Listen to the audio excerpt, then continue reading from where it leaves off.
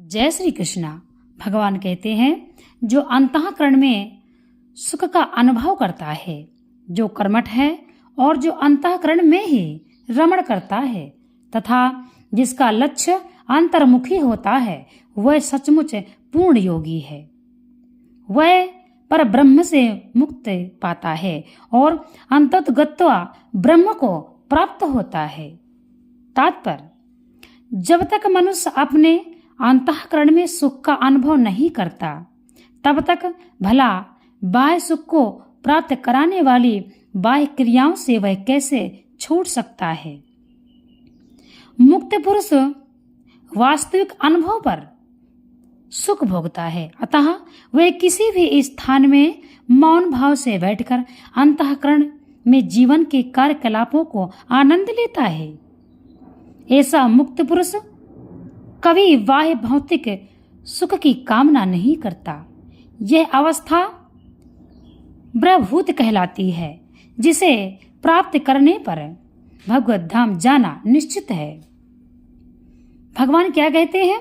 जो लोग संशय से उत्पन्न होने वाले द्वैत से परे हैं, जिनके मन आत्म साक्षात्कार में रत हैं, जो समस्त जीवों के कल्याण कार्य करने में सदैव व्यस्त रहते हैं और जो समस्त पापों से रहित हैं, वे ब्रह्म निवारण को प्राप्त होते हैं। इसीलिए कहते हैं जीवों की हमेशा सेवा करना चाहिए, पशु पक्षियों की सेवा करना चाहिए, हमें उनके लिए जल की व्यवस्था करना चाहिए। और हिंदू धर्म में यहाँ तक कि चींटी को भी सम्मान दिया जाता है। वो कैसे? हमारे धर्म में बताया गया है, चींटियों के लिए मीठा आटा डालना चाहिए, पक्षियों के लिए हमें दाना डालना चाहिए, असहाय पशुओं की हमें रक्षा करना चाहिए, उनकी सेवा करना चाहिए। हिंदू धर्म इसीलिए उत्तम है क्योंकि हमारे धर्म में इतने सूक्ष्म जीव चींटी को भी सम्मान दिया गया है। और हमें सभी को यह बात ध्यान देना चाहिए कि हमें अपने इस गृहस्थ आश्रम के जीवन में सभी पशु पक्षियों की सेवा करना है। जो मनुष्य पशु पक्षियों की सेवा करता है, उस मनुष्य को समझो यदि वह पूजा भी नहीं कर पाता, तब भी उस मनुष्य से भगवान अति प्रसन्न रहते हैं। इसीलिए कि ब्रह्म जीव है, हम सभी भगवान के अंश हैं और सभी जीव में भगवान हैं, आत्मा में परमात्मा का वास है।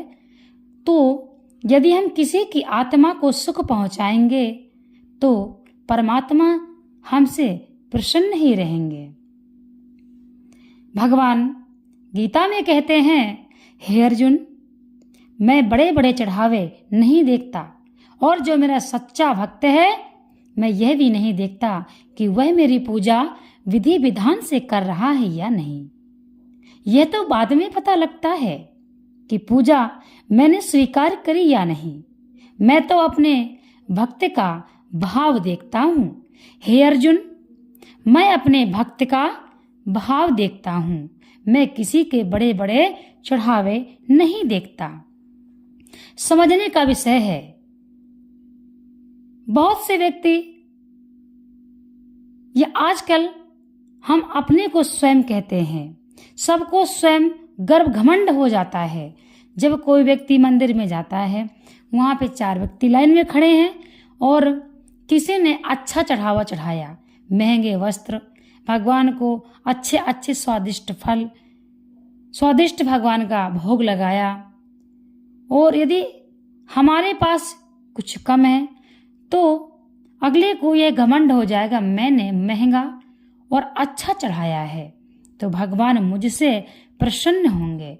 तो भगवान कैसे प्रसन्न होंगे? क्योंकि उसमें तो मैं आ गया। परंतु जिसके पास कम है वो कम ही चढ़ाया, उसके पास मैं नहीं आया। वो तो मन में यही सोचता है कि वह व्यक्ति तो इतना अच्छा भगवान को अर्पित कर रहा है, मेरे पास तो बस यही है। तो उसके पास मैं नहीं है, तो मैं अच्छी बात नहीं है इंसान के लिए। भगवान सिर्फ मनुष्य का भाव देखते हैं, और चाहे कितनों भी हम चढ़ावा चढ़ा लें, विधि विधान से लाखों पूजा कर लें, यदि हमारी भावना शुद्ध नहीं है तो हमारी पूजा भगवान स्वीकार नहीं करते हैं। हम भगवान को सब कुछ अर्पित कर देते हैं, परंतु अपना भाव अर्पित नहीं कर पाते हैं। इसीलिए भाव अर्पित करिए। भगवान कहते हैं, जब व्यक्ति को यह वास्तविक ज्ञान हो जाता है कि कृष्ण ही सभी वस्तुओं के उद्गम हैं, तब वह जो भी कर्म करता है सबों के हित को ध्यान में रख कर करता है। परम भोक्ता, परम नियंता, परम सुख कृष्ण को भूल जाना मानवता के क्लेशों का कारण है। अंततः समग्र मानवता के लिए कार्य करना सबसे बड़ा कल्याण कार्य है। कोई भी मनुष्य ऐसे श्रेष्ठ कार्य में तब तक नहीं लग पाता जब तक वह स्वयं मुक्त ना हो। कृष्ण भावना भावित मनुष्य के हृदय में कृष्ण की सर्वोच्चता पर बिल्कुल संदेह नहीं रहता। वह इसलिए संदेह नहीं रहता क्योंकि जब समस्त पापों से रहित होता है, ऐसा यह दैवी प्रेम है। यह दैवी प्रेम है। अब भगवान कहते हैं, जो व्यक्ति मानव समाज का भौतिक कल्याण करने में ही व्यस्त रहता है, वह वास्तव में किसी की भी सहायता नहीं कर सकता। शरीर तथा मन की क्षणिक खुशी संतोषजनक नहीं होती। जीवन संघर्ष में कठिनाइयों का वास्तविक कारण मनुष्य द्वारा परमेश्वर से अपने संबंध की विस्मृति में ढूंढा जा सकता है।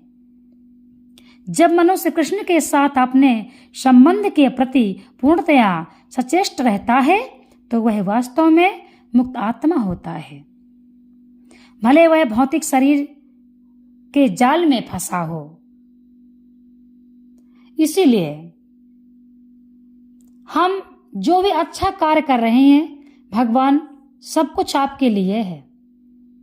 तब यदि हमसे अनजाने में कोई भूल हो गई, कोई पाप हो गया, भगवान अनजाने में हुआ है, जो भी मैं करता हूं सब कुछ आपके लिए करता हूं। जो भी हम पुण्य धर्म करते हैं प्रभु आपके लिए, आपकी जय हो। आपने कहीं भी पूजा स्थल में आप गए, यही सुना होगा भगवान की जय हो। क्या कभी हम कहते हैं हमारी जय हो? कितना अजीब लगता है। तो हम जो भी कार्य करते हैं, अच्छा कार्य, वह भगवान के लिए, भगवान की जय जयकार हो, भगवान की जय हो। अब जब भगवान की जय हो हम बोलेंगे तो हमारा तो अपने आप जय होना है, क्योंकि ईश्वर सबकी देख रेख करते हैं, वे हमारे पिता हैं। कल्प वृक्ष से जो मांगोगे वह तो वह दे देगा, क्योंकि उसका देना कार्य है। परंतु भगवान से हम कई बार कुछ ऐसा भी मांगते हैं जो शायद हमारे हित में नहीं होता, और हमें यह पता नहीं होता कि यह हमारे हित में नहीं है, और हमें वह चीज़ प्राप्त नहीं होती।